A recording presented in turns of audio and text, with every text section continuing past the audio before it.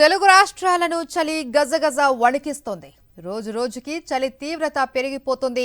చలి పులి పంజా విసురుతోంది. దీంతో ప్రజలు అల్లాడిపోతున్నారు.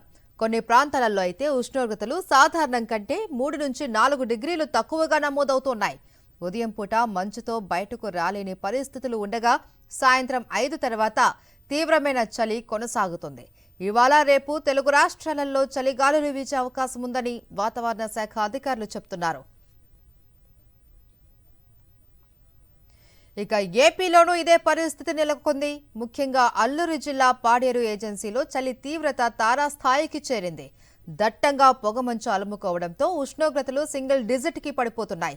చలి తీవ్రత నుంచి ఉపశమనం పొందడానికి జనాలు చలిమంటలు వేసుకుంటున్నారు. దట్టంగా పొగమంచు కప్పడంతో రోడ్లపై వాహనదారులు తీవ్ర ఇబ్బందులు పడుతున్నారు.